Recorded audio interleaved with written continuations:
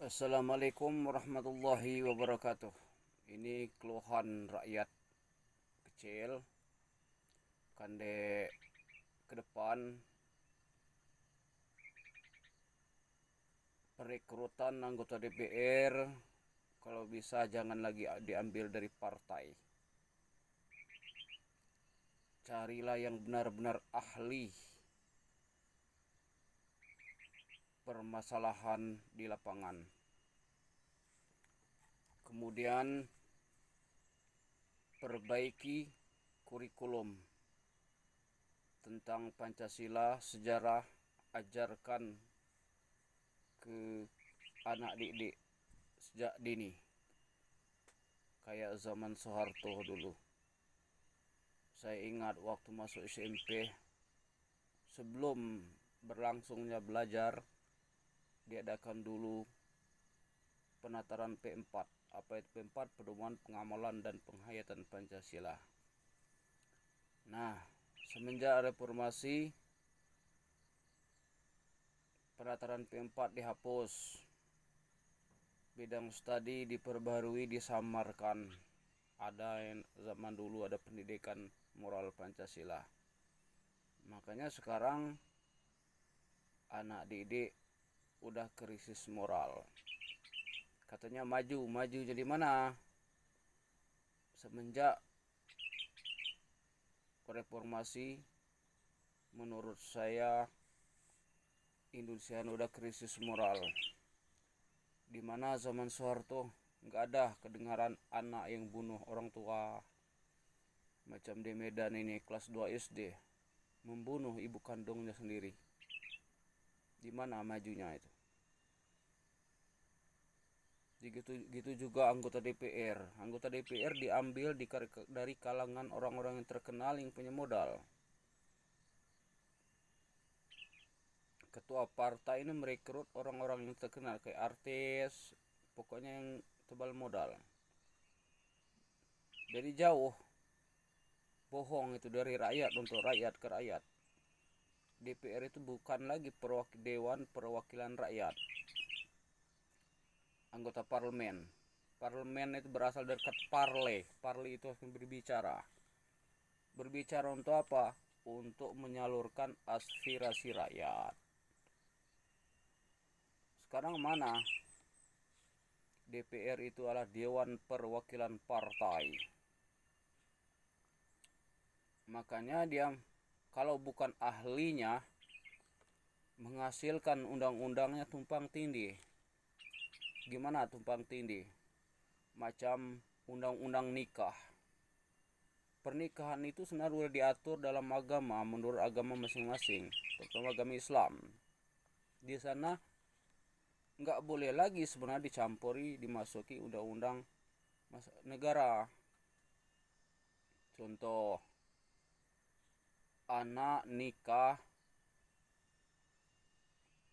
19 tahun ke bawah, bawah umur katanya.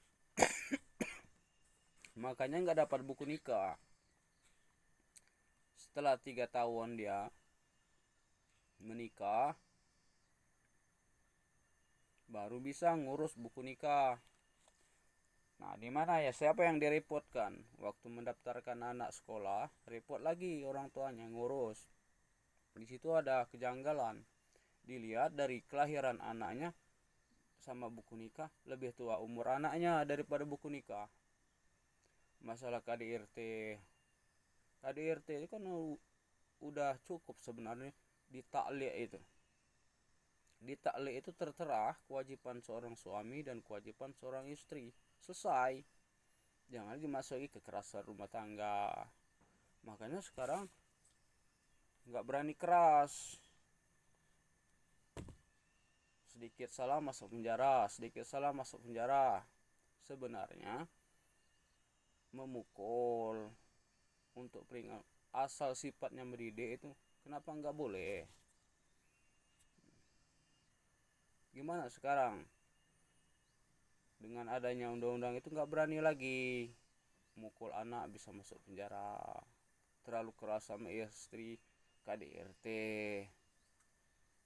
Makanya sekarang banyak orang selingkuh.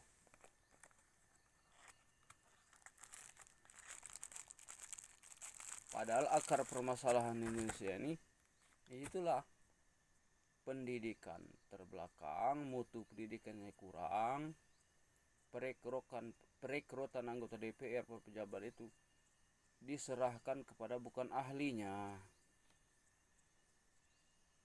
Pandai besi, suruh bangun rumah, nggak cocok, nggak nyambung, bos.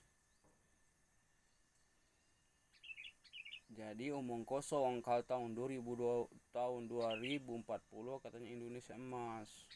Emas teh kucing, emas. Emas apa emas? Emas kincit, emas itu. Masih nggak sesuai.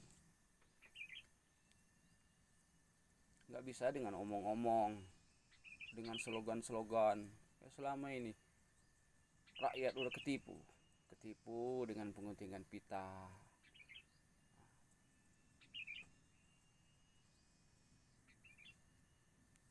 dengan data-data, padahal yang sebenarnya tidak sama-sama sekali bertolak belakang dengan yang di lapangan.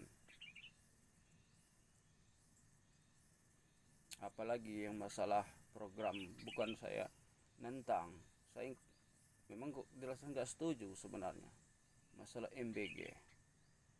Masa dana sekian triliunan itu untuk makan kebanyakan makanan basi, makanya kejadian banyak yang sakit. Nggak bisa diseragamkan. Indonesia ini didirikan dengan ragam, makanya ada Bhinneka Tunggal Ika itu, macam-macam suku, peradaban, adat. Gitu juga soal makan, nggak bisa diseragamkan sebenarnya. Dalam keluarga itu ada beda, apalagi dalam satu negara. Dalam keluarga itu ada yang nggak alergi dengan udang, ada yang nggak bisa makan kaki empat, disuruh makan sakit.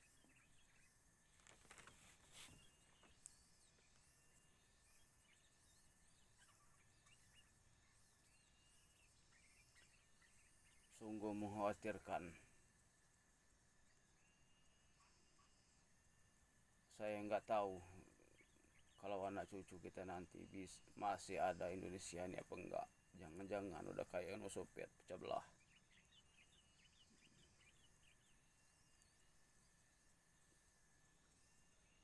Semenjak zaman siapa coba? Film G30 SPKI nggak boleh lagi diputar. Pelajaran sejarah nggak ada dimasukkan lagi di bidang studi. Makanya padahal negara yang besar itu negara yang mengenal sejarah. Dalam rumah tangga harus tahu sejarah. Masa kalau nama nenek, nama puyangnya nggak tahu, gimana mau maju? Apalagi dalam negara, warga negara nggak kenal sejarah, dibelokkan, akhirnya diarahkan ke hal-hal yang tidak baik. Mana tempo hari disuruh minta maaf pada keturunan PKI, seolah-olah PKI yang benar. Nah itu yang mengkhawatirkan. Saya bilang zaman 10 tahun zaman Jokowi ini, pahlawan nasional hampir jadi pengkhianat, PKI hampir menjadi pahlawan.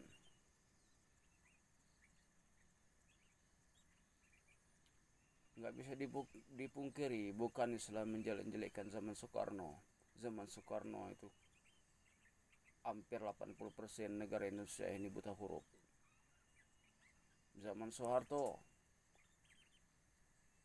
begitu dia menjadi presiden, di mana-mana dibangun impres, didirikan KUD, itu namanya merakyat. Kalau sekarang yang mihaknya kepada orang luar, orang-orang yang punya modal.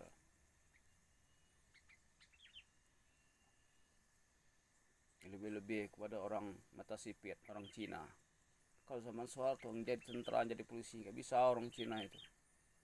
Nah, sekarang mana udah menguasai. Baru-baru ini ribut Morowali. Jadi sudahlah kamu polisi, apalagi polisi akan pengayom rakyat, berpihaklah kepada rakyat. yang judi online ditangkap, jual narkoba kepepet, orang rakyat buat makan ditangkap, tapi di depan hidungnya sendiri pengkhianat jual negara, nggak berani tangkap mereka, nggak berkutik.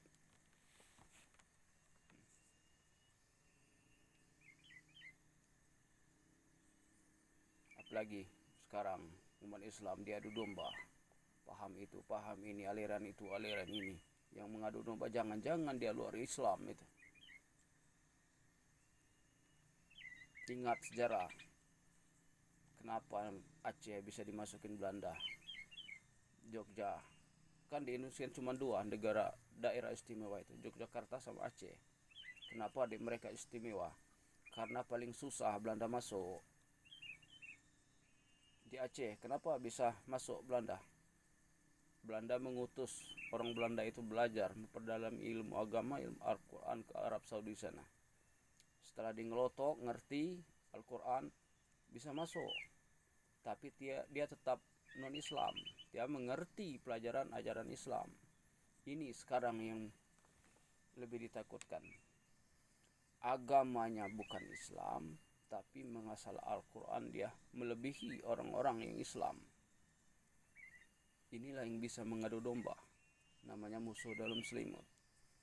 Kalau kata orang maling teriak maling, dia juga yang menjelek-jelekan Islam, dia bikin kelompok. Itu praktek penjajah. Belanda masuk Indonesia dulu kayak gitu juga. Antara lain masih ingat pelajaran SD itu, De Pide et Impera, pecah belah maka jajahlah. Ya sekarang nyata masih sampai sekarang.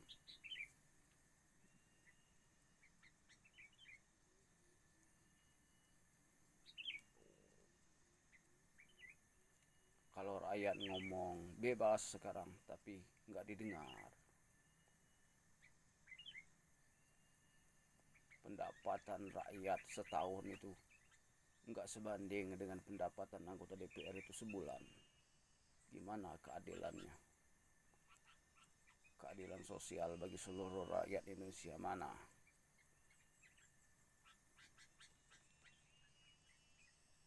Untuk kedepannya, kalau kalian setuju, tahun 2029 nggak usah dipilih lagi anggota DPR itu. Apa kalian setuju? Kalau setuju, komen.